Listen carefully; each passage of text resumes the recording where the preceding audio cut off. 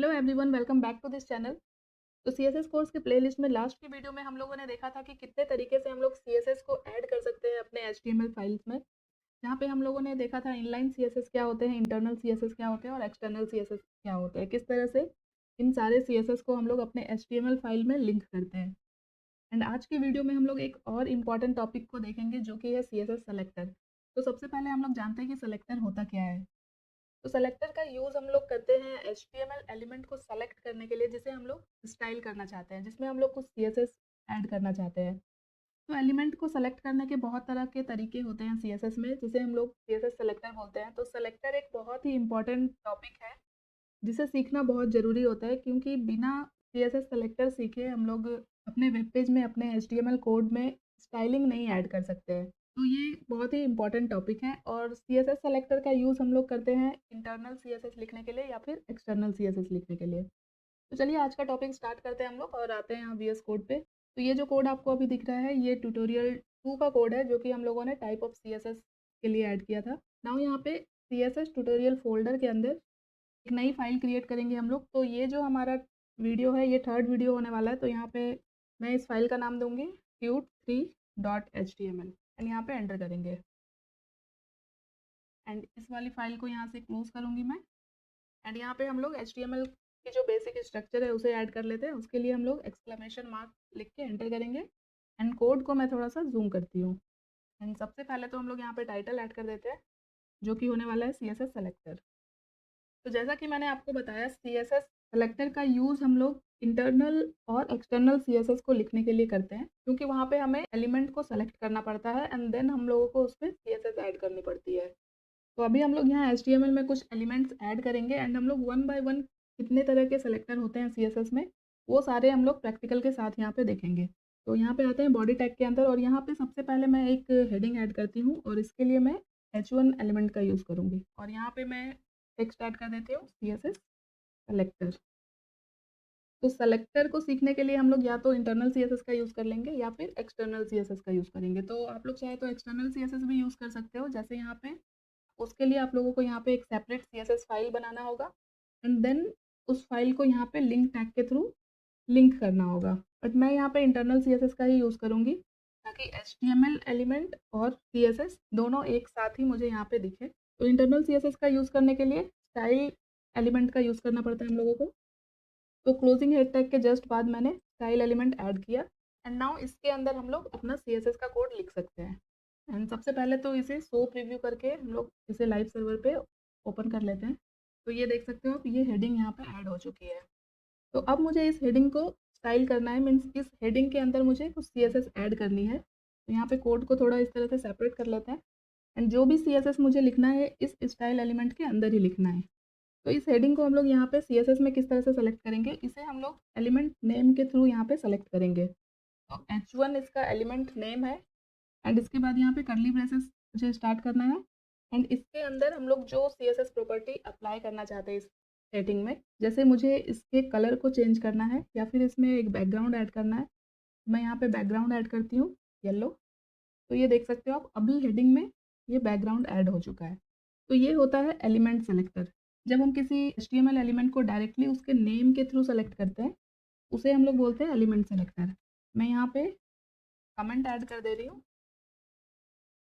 तो सबसे पहला जो होता है वो होता है एलिमेंट सेलेक्टर।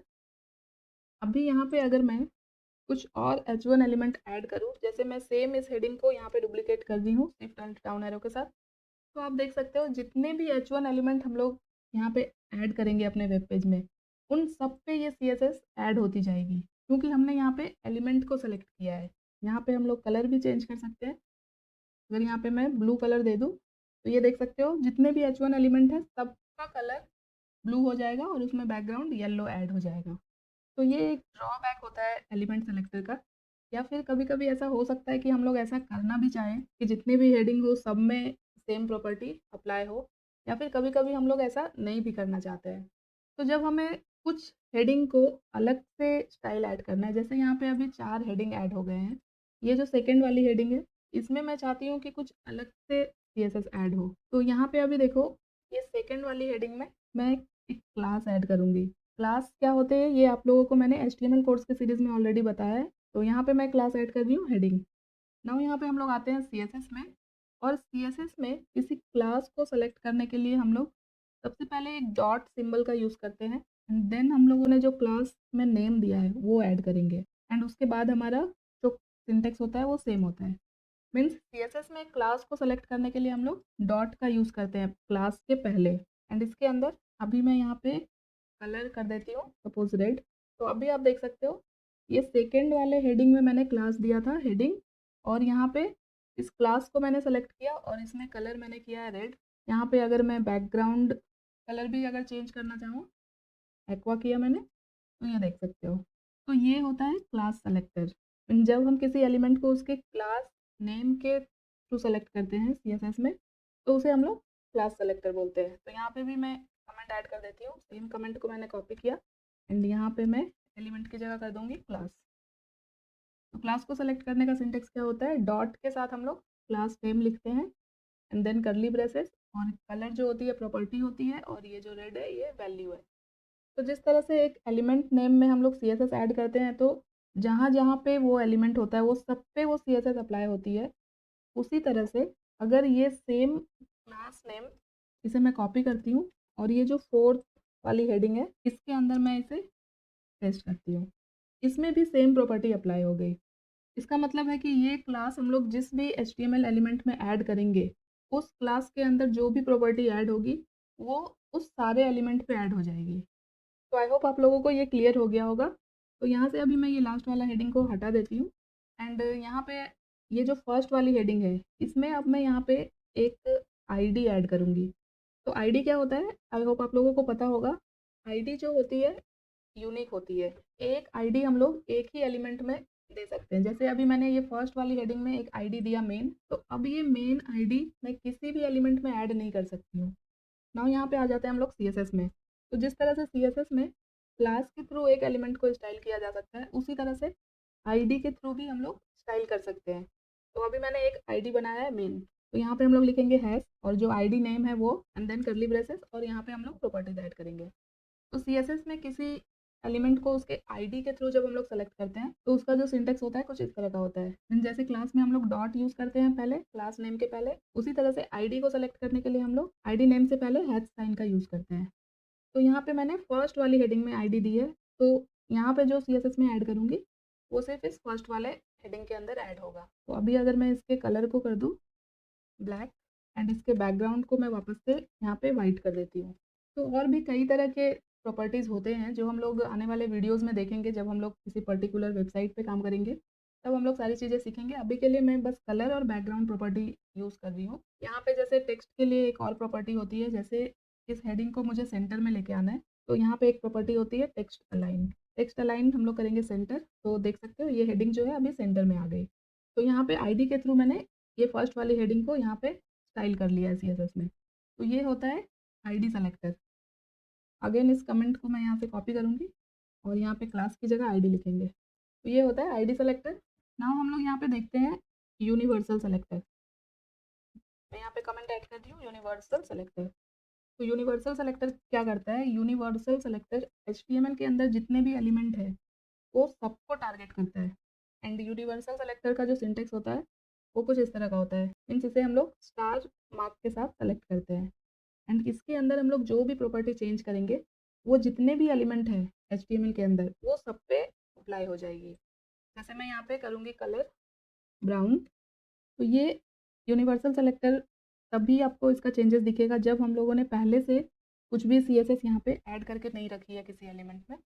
तो इसे देखने के लिए मुझे इन सबको एक बार कमेंट आउट करना होगा। तो मैं यहाँ पे आप लोगों को दिखाती हूँ एक बार कमेंट आउट करके। तो ये देख सकते हो आप यूनिवर्सल सेलेक्टर के अंदर जो प्रॉपर्टी ऐड की है मैंने वो यहाँ पे अप्लाई होती हुई दिख रही है। यहाँ पे अगर बैकग्राउंड ऐड करूँ येलो, तो आपको ये बैकग्राउंड भी पूरा येलो दिखेगा। इसे हम लोग डिटेल में देखेंगे आने वाले वीडियोज़ में।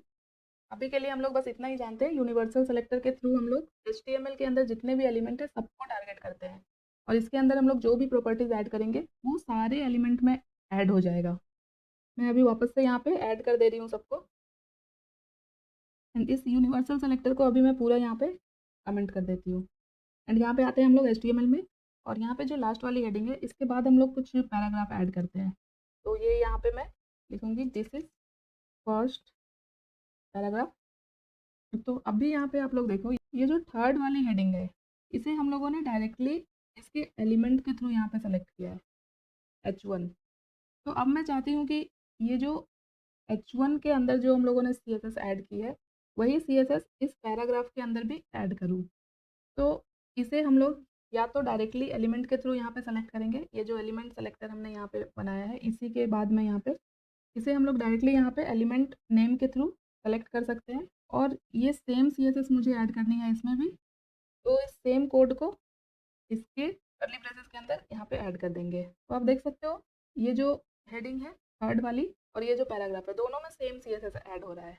तो जब हमें कुछ इस तरह की चीज़ें करनी होती है तो यहाँ पे हम ये ना करके यहाँ पे जो हमने H1 के अंदर जो प्रॉपर्टीज़ ऐड की है सेम यहाँ पे H1 के बाद मैं कॉमा ऐड करूँगी और यहाँ पे हम लोग पैराग्राफ को सेलेक्ट कर लेंगे एलिमेंट नेम के थ्रू।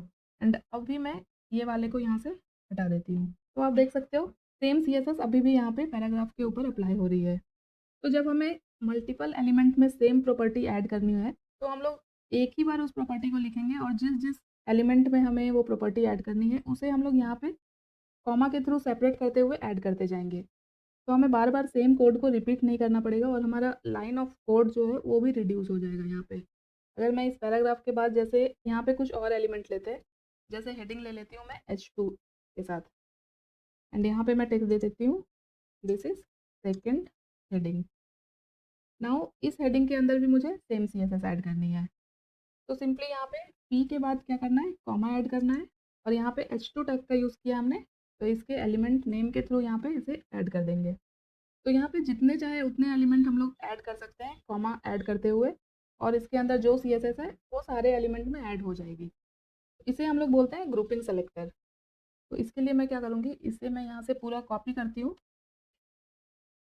और ये जो यूनिवर्सल सेलेक्टर हमने देखा था इसके जस्ट बाद में इसे यहाँ ऐड कर दूँगी और यहाँ पे कमेंट ऐड कर देंगे। कॉपी किया मैंने कमेंट को, यहाँ पे ऐड किया और यहाँ पे मैं लिखूँगी ग्रुपिंग सेलेक्टर, एंड यहाँ पे जो हमने P टैग और H2 को सेलेक्ट किया था इसे यहाँ से हटा देती हूँ।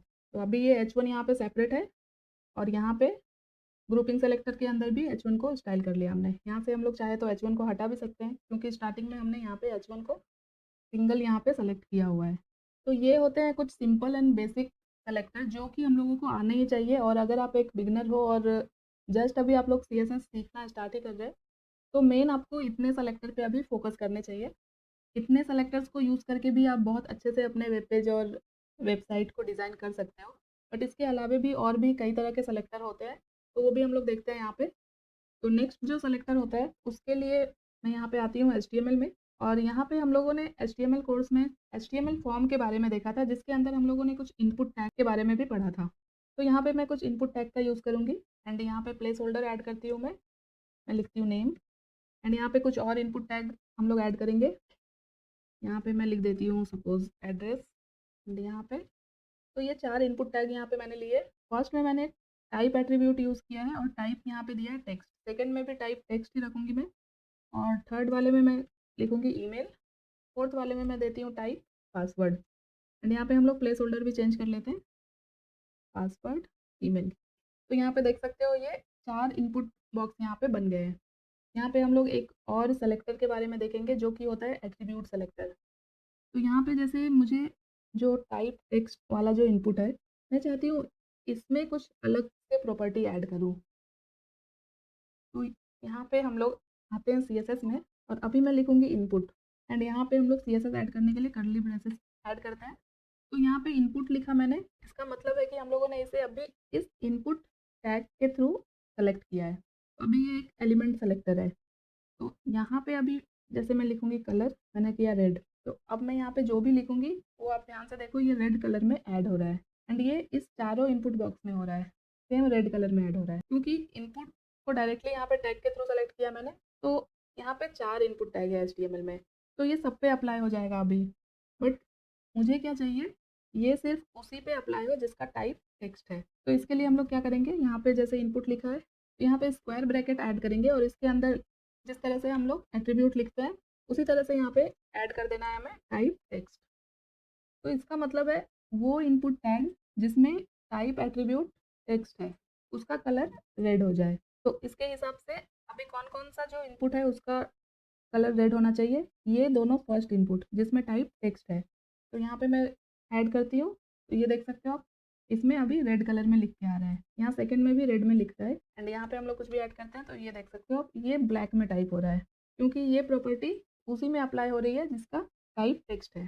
तो ये होता है एट्रीब्यूट सेलेक्टर। तो इसे मैं कॉपी करती हूँ यहाँ पे कमेंट को, और यहाँ पे इसे ऐड करूँगी, और यहाँ पे ऐड करेंगे एट्रीब्यूट सेलेक्टर। नाउ हम लोग कुछ और सेलेक्टर देखेंगे यहाँ पे।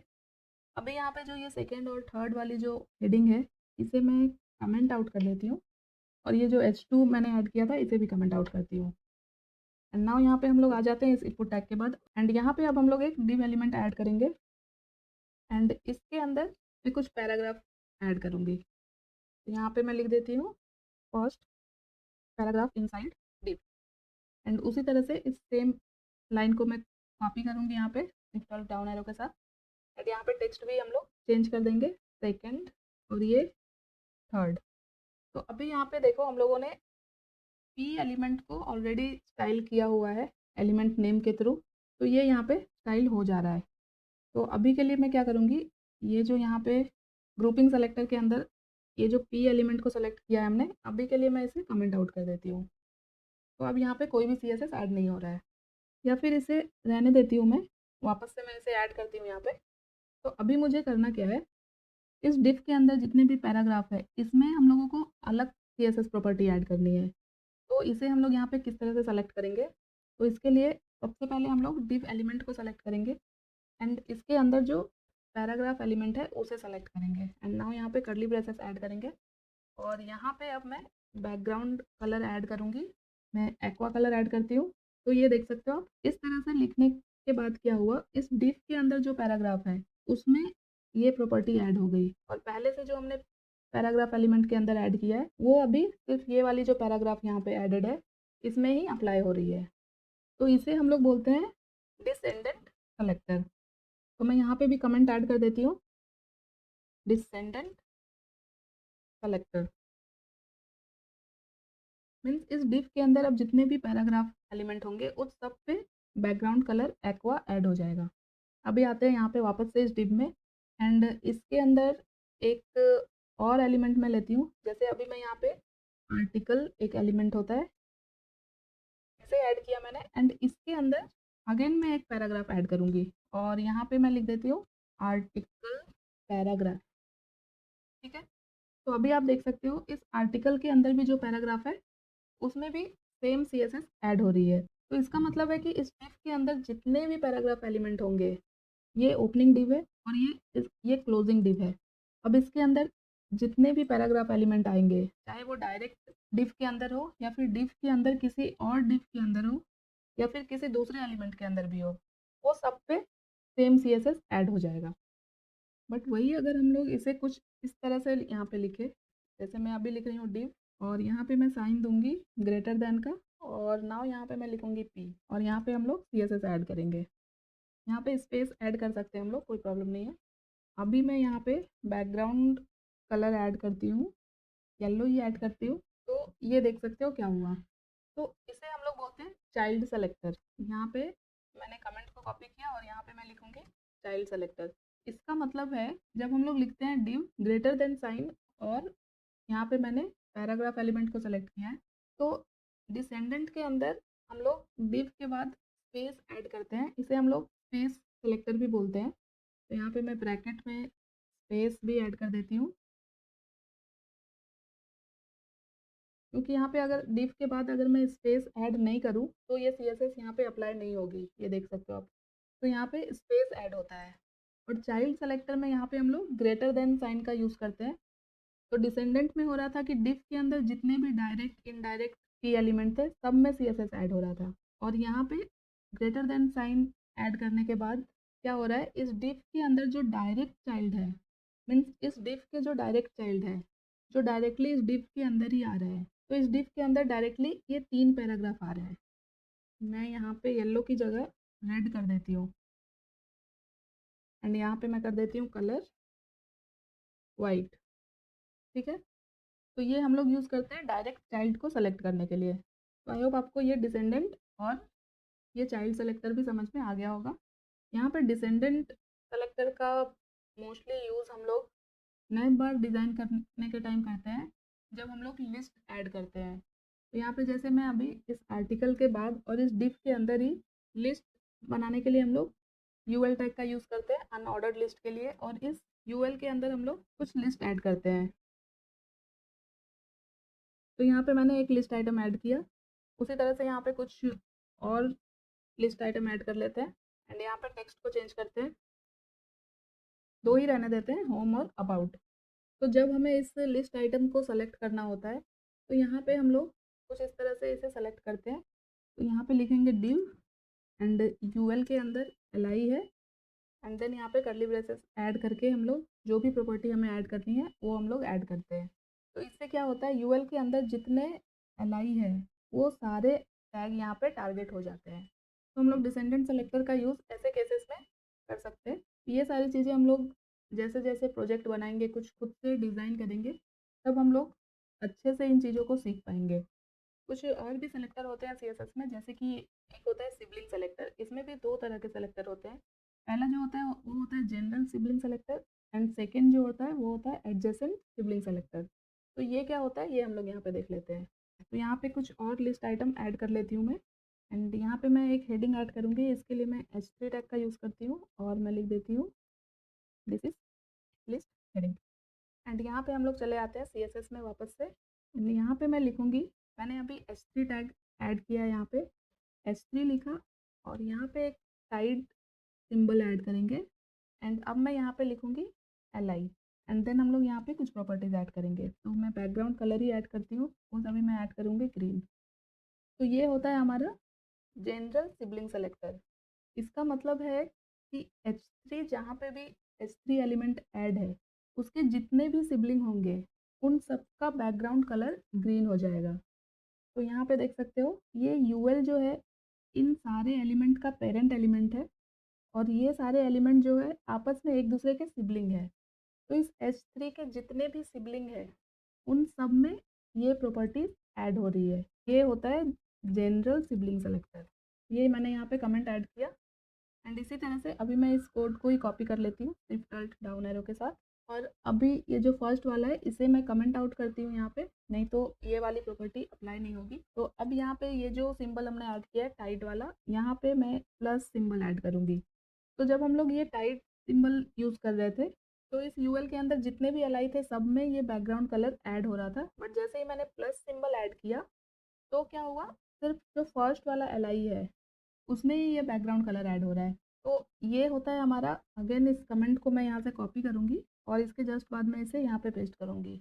और ये होता है एडजेसेंट सिबलिंग सेलेक्टर, जिसके लिए हम लोग प्लस सिंबल का यूज़ करते हैं। इसका मतलब है कि इस H3 एलिमेंट के, तो यहाँ पे जो H3 है इसका डायरेक्ट सिबलिंग, जो इमीडिएट सिबलिंग कौन सा है, ये फर्स्ट वाला एलाई। तो यहाँ पे ये फर्स्ट वाला एलाई ही सेलेक्ट हो रहा है, बाकी के एलाई यहाँ पे नहीं सेलेक्ट हो रहे हैं। तो ये होता है एडजेसेंट सिबलिंग सेलेक्टर। तो यहाँ पे हम लोग, जैसे अभी मैं इसके कलर को यहाँ पे चेंज कर देती हूँ, अभी मैं यहाँ पे कर देती हूँ पिंक एंड ये जो जनरल सिबलिंग में मैंने कोड ऐड किया था इसे भी मैं यहाँ से वापस से ऐड कर देती हूँ। एंड ये ऐड करने से क्या हो रहा है कि इस S3 के जितने भी सिबलिंग है उन सब में बैकग्राउंड कलर ऐड हो जा रहा है ग्रीन, और जो इसके एडजेसेंट सिबलिंग है उसका बैकग्राउंड हो जा रहा है पिंक। तो ये सिबलिंग सेलेक्टर भी हम लोगों ने देख लिया। इसके अलावा भी और सेलेक्टर होते हैं, जैसे कि एक और होता है स्यूडो सेलेक्टर। तो इसके लिए भी मैं यहाँ पे कमेंट ऐड करती हूँ पहले तो।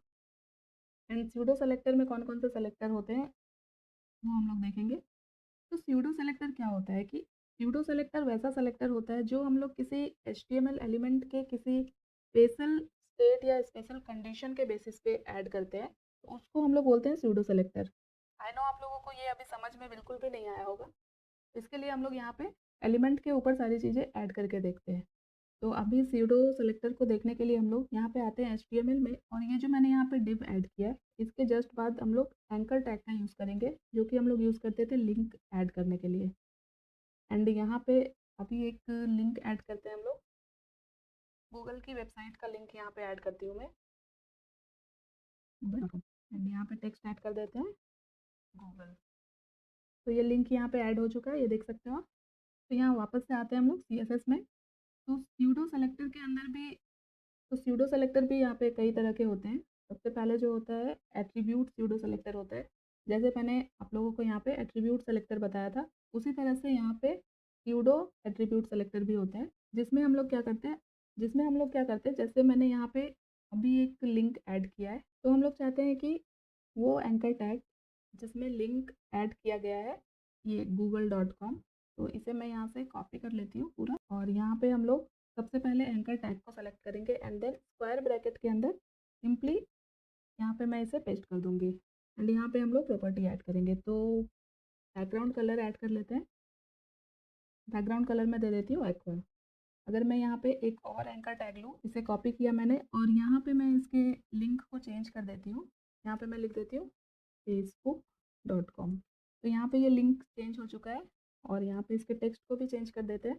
अभी हम लोगों ने इस वाले एंकर टैग को स्टाइल किया है इसके एट्रीब्यूट के थ्रू। ये बैकग्राउंड में बस ये कलर ऐड हो रहा है। इस कमेंट को मैं यहाँ से कॉपी करती हूँ, यहाँ पे पेस्ट करूँगी। इसे हम लोग बोलते हैं स्यूडो एट्रीब्यूट सेलेक्टर। एंड जिस तरह से स्यूडो एट्रीब्यूट सेलेक्टर होता है, उसी तरह से स्यूडो क्लास सेलेक्टर भी होता है। तो इसमें क्या होता है ये भी देख लेते हैं हम लोग। तो यहाँ पे अगेन इस कमेंट को ही मैं कॉपी करती हूँ और इसके बाद मैं यहाँ पे इसे पेस्ट करूँगी। और यहाँ पे अब हम लोग देखेंगे स्यूडो क्लास सेलेक्टर क्या होता है।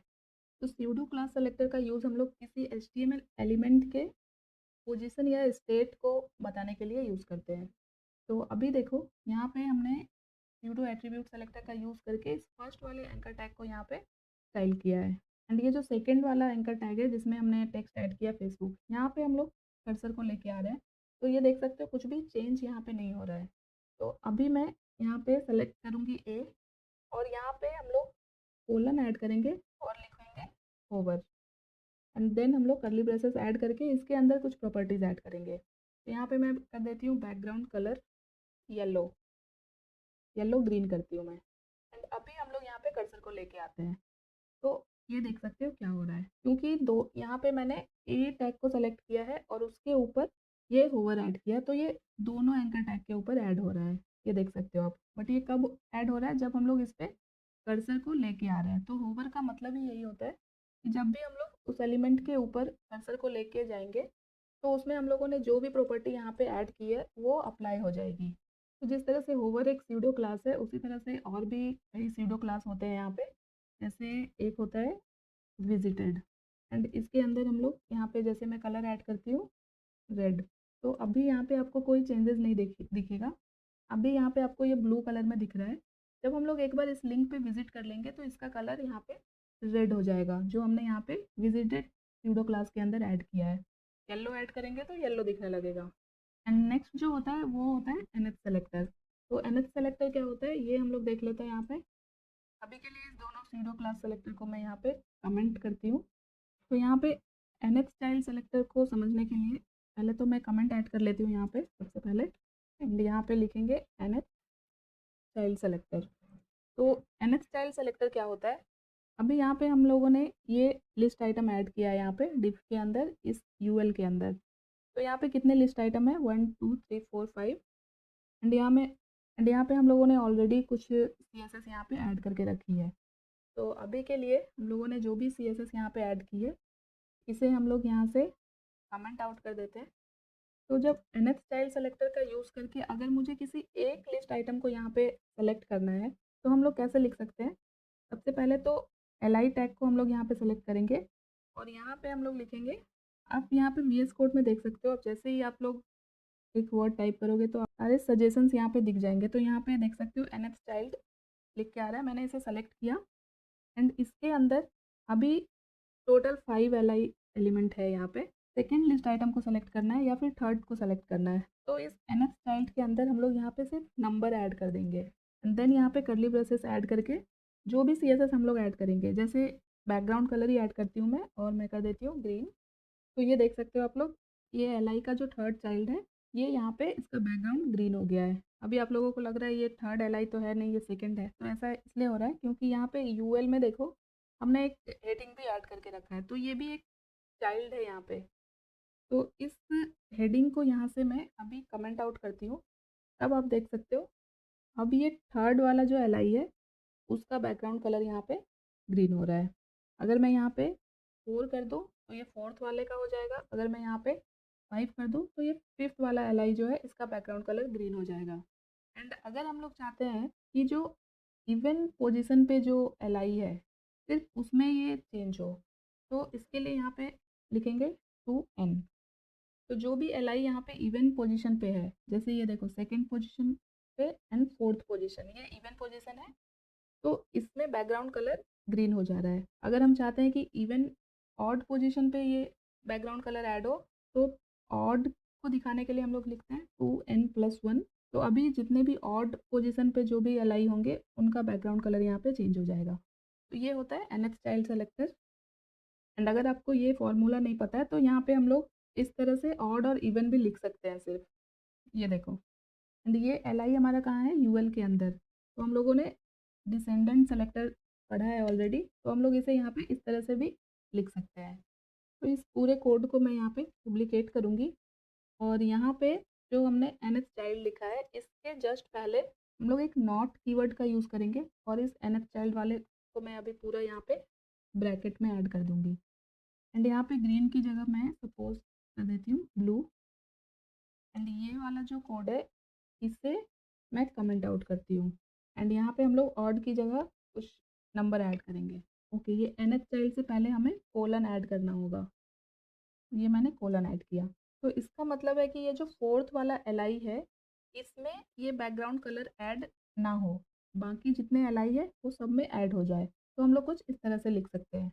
अगर मैं यहाँ पे 2 कर दूँ तो ये सेकेंड वाली LI में ये बैकग्राउंड कलर ऐड नहीं होगा और बाकी सारे LI में ये ऐड हो जाएगा। तो आई नो आपको अभी ये काफ़ी कंफ्यूजिंग लग रहा होगा, तो आप लोगों को इस पर बिल्कुल भी रटने की ज़रूरत या अभी ध्यान देने की ज़रूरत नहीं है।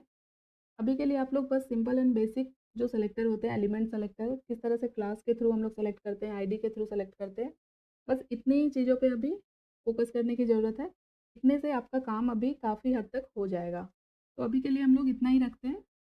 यहाँ पे हम लोगों ने स्यूडो क्लास सेलेक्टर देखा था, उसी तरह से यहाँ पे स्यूडो एलिमेंट सेलेक्टर भी एक होता है।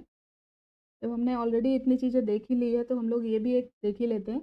जैसे ये मैं एक कमेंट को यहाँ से कॉपी करती हूँ और एक स्यूडो एलिमेंट सेलेक्टर भी हम लोग देख लेते हैं। तो यहाँ पे मैं इसे पेस्ट करूँगी और यहाँ पे लिखेंगे एलिमेंट सेलेक्टर।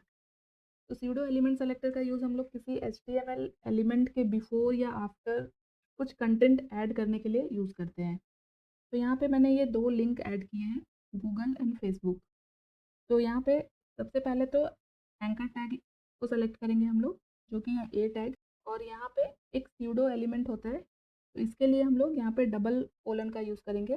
तो यहाँ पे देखो, जैसे ही डबल कोलन ऐड करोगे तो जितने भी स्यूडो एलिमेंट हैं यहाँ पे वो सारे आपको यहाँ पे दिख जाएंगे। तो ये फर्स्ट में जो एक आ रहा है आफ्टर, ये वाला मैं आपको ऐड करके दिखाती हूँ।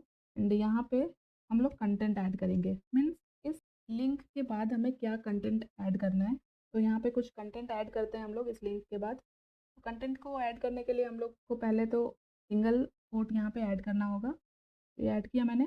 सपोज मैं यहाँ पे प्लस साइन ऐड करती हूँ, तो अभी देख सकते हो आप इस लिंक के बाद एक प्लस साइन यहाँ पे ऐड हो गया है, ये देख सकते हो आप। उसी तरह से मैं इस पूरे कोड को यहाँ पे कॉपी करूँ एंड यहाँ पे आफ्टर के बाद बिफोर स्यूडो एलिमेंट ऐड करेंगे। तो यहाँ पे इस लिंक के पहले भी देखो प्लस साइन ऐड हो गया है। यहाँ से चाहे तो इसे हम लोग चेंज भी कर सकते हैं, ये देख सकते हो। तो स्यूडो एलिमेंट का यूज़ किया जाता है एलिमेंट के बिफोर या आफ्टर कुछ कंटेंट ऐड करना है। तो आई होप आप लोगों को सारे सेलेक्टर यहाँ एटलीस्ट बेसिक नॉलेज आप लोगों को मिल गया होगा। बट जैसा कि मैंने आप लोगों को बताया, जो मेन सेलेक्टर होते हैं वो होते हैं element selector, class selector, ID selector. Mostly हम लोग इन्हीं सेलेक्टर का यूज़ करते हैं। तो अगर मेरे इस वीडियो के थ्रू आपको थोड़ी भी हेल्प मिली होगी तो प्लीज़ वीडियो को लाइक करें एंड जितना हो सके इसे और भी लोगों तक शेयर करें। एंड अगर अभी तक इस चैनल को सब्सक्राइब नहीं किया तो प्लीज़ चैनल को सब्सक्राइब कर लेना, ताकि इस तरह के और भी टॉपिक आप लोगों को मिलती रहे। एंड बहुत ही सिंपल एंड बेसिक लैंग्वेज में मैं सारी चीज़ों को एक्सप्लेन करती हूँ, सो दैट कि कोई भी अगर बिगनर है, स्टार्टिंग लेवल पे है, तो उनको भी सारी चीज़ें अच्छे से समझ में आ सके। तो उम्मीद करती हूँ आप लोग सब्सक्राइब तो कर ही लोगे। तो मिलते हैं नेक्स्ट वीडियो में CSS के और इम्पोर्टेंट टॉपिक के साथ। तब तक के लिए thank you so much guys for watching this video.